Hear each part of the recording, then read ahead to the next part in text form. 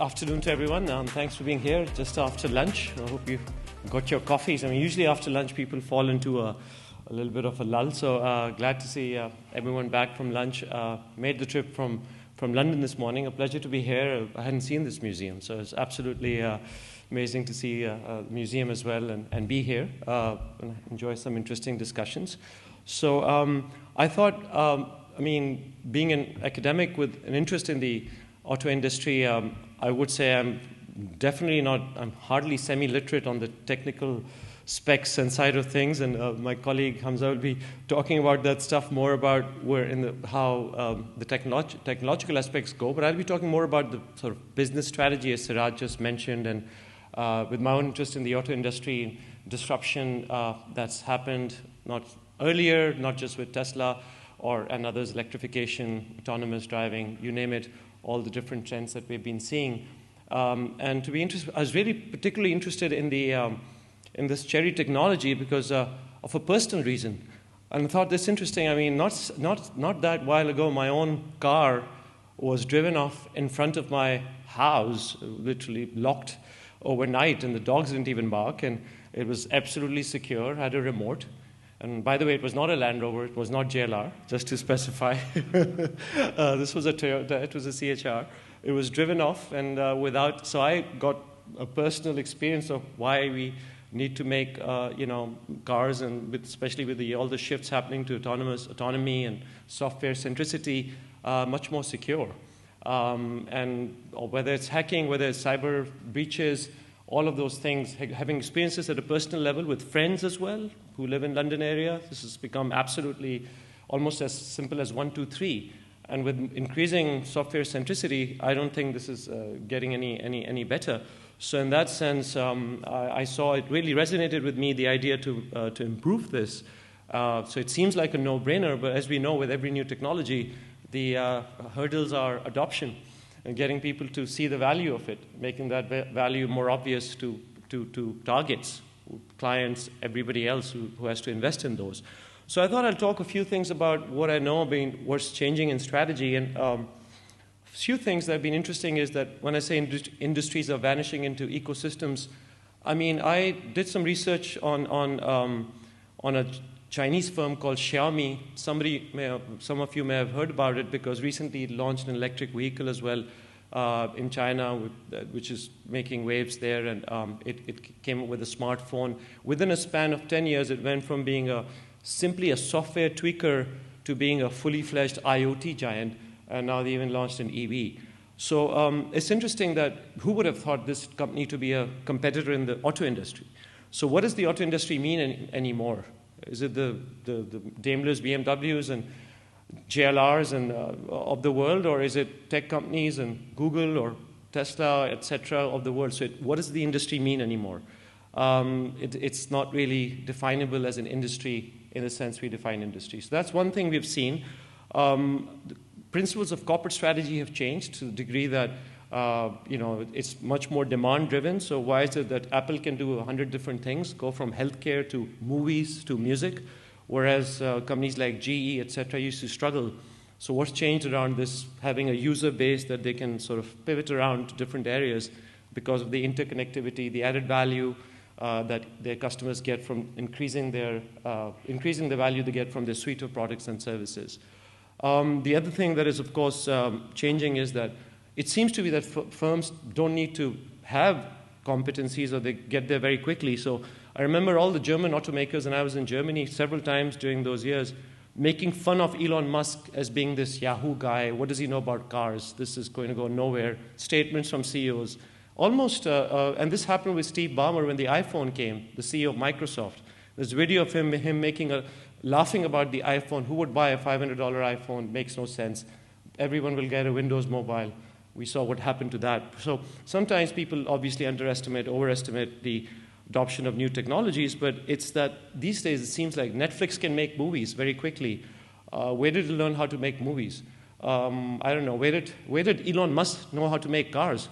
I mean, we had hardly heard about him 20 years ago. So where does this core competence come from? Does it really have to be such a competence over hundreds of years, like Mercedes, etc., have been developing, or it comes much more quickly? Apple winning an Oscar in movies. The fourth thing is obviously the network effects that you all goes. The more adoption, the better value you get. And companies struggle with it. I mean, Apple is a prime example, but there are other companies that try to generate these network effects, whether it's Amazon and others. Increasing value you get from being a prime user to using everything under the sun from that company. And this has actually created a whole shift in the way how you expand than in the past. And the last thing is this, which really concerns the theme of this conference, is security. I think during COVID, we all saw the disruption of supply chains, and we saw the importance of securing stuff that needed to be within your borders rather than coming from across the borders. So this raised the level of nationalism, protectionism. You've seen the US-China trade wars, all the restrictions, tariffs coming up. So you've seen this shift towards from globalization to sort of more deglobalization, where the world is not becoming increasingly flat, and in some sense becoming increasingly protective. And that has shifted in terms of this nationalism and whatever you want to call it, patriotism, stepping into the world of strategy, so it's not as global as we would have liked it to be. Those things have, some of the trends that I feel have also affected security all across, whether it's your cloud security, whether it's your security of software, or whatever it might be, really matters in this space. I did some work on Cisco, and they're trying to say to make cloud secure, you have to think about these IoT devices and making these fog and edge computing, and the whole point there is to have security near the devices rather than have security in the cloud, which could be based outside your borders, and therefore issues arise when there's litigation or all of those issues, and then there's a big problem that even these companies face. So what about Cheri? And I mean, if you think about Cheri, I mean, what's really changing? I mean, I won't go into. I mean, you guys know 100 times more about Cheri than I do. But what I found intriguing with an outsider perspective is this idea of how do you guys showcase benefits?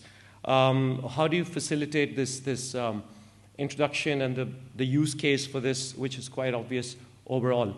And again, what are the security advantages, the costs, how do you facilitate, I mean, the obvious things, right? How do you facilitate easier integration, partnerships and pilots, et cetera, obviously economic incentives that you're providing to potential adopters, making it easy for them. So again, there's a lot of value that seems obvious to me, but in conversations with Siraj earlier and with Hamza as well, there was this issue that adoption is is never a smooth process. So there is a business case for it, there's a value case for it, but the business case has to be made much more convincing. And for that, I bring in a couple of two academic concepts that we have developed in research. One is the material proof, the other is the social proof. So material proof is like the value of the technology itself, features, advantages that are about the technology itself, the concreteness of the thing, the value added that it offers. Social proof is the discourse you build around it. Why does it matter? Why is security so important? Why is security breaches more important now than they were even before? So with software taking over cars, you can imagine, overriding a car. That's way beyond simply my car being driven off from front of my house to being literally, creating a different identity, you could do all kinds of things. Banks experiencing this, car owners and others are going to experience this sooner or later, if not already. So there's a big case, and maybe this idea of the social importance of this matters as much as the technological value of this of Cheri overall. And how do you raise that? So it's not just about scaring people about this or creating just the fear factor, but the idea that this is really, really important, critical to their as I was discussing with Hamza, cars could be less secure than smartphones.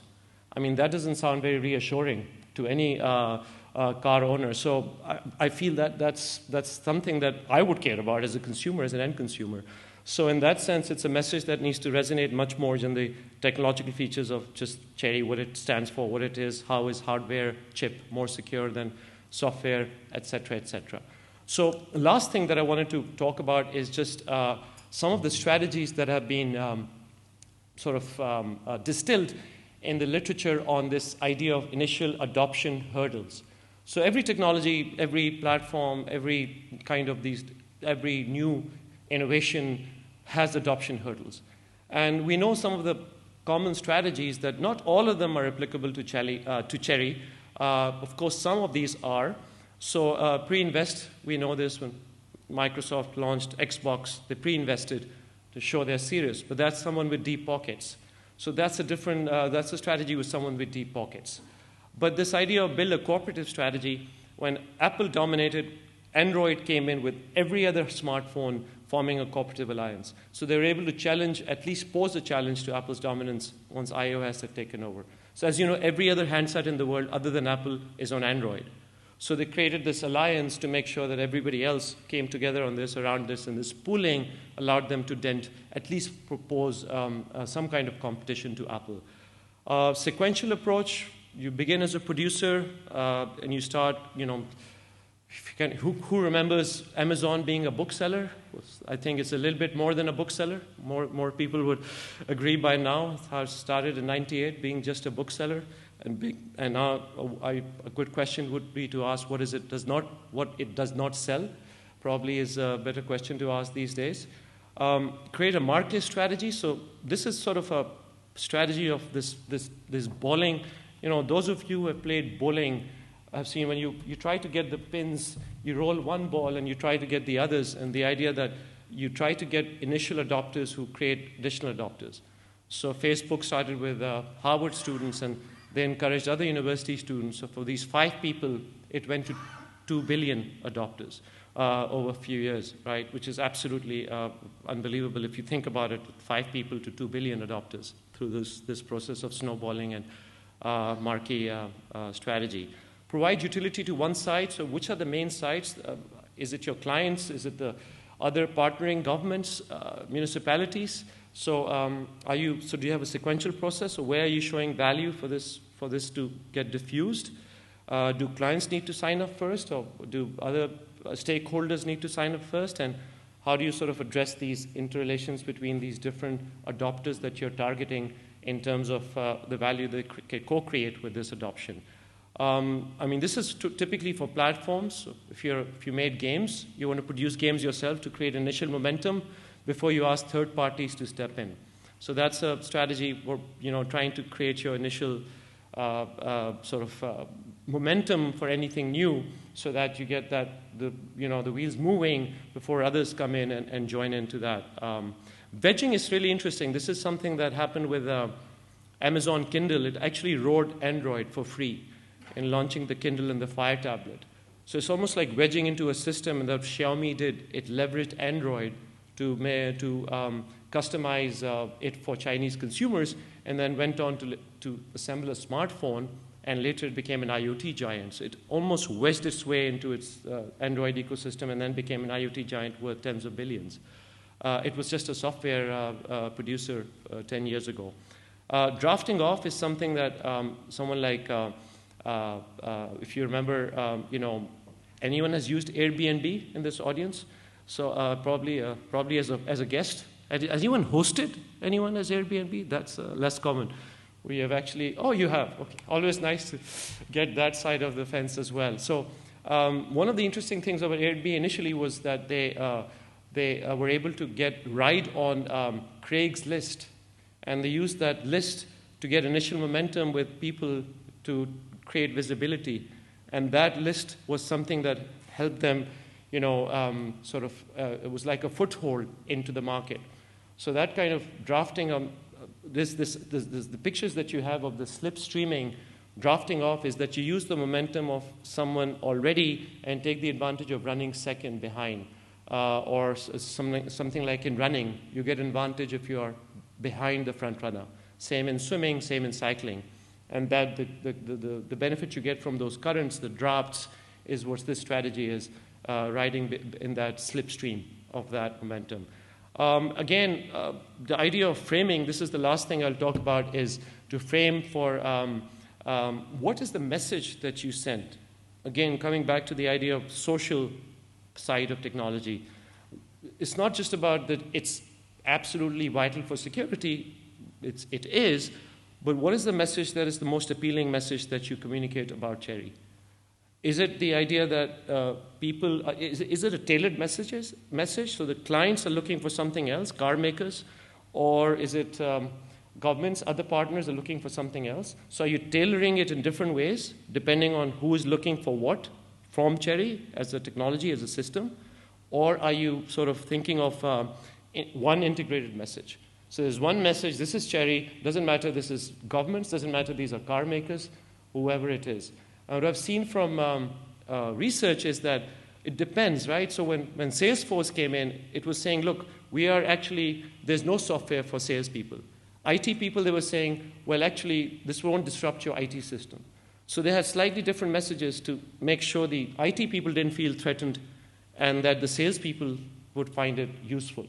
In Silicon Valley, especially the small and medium enterprises.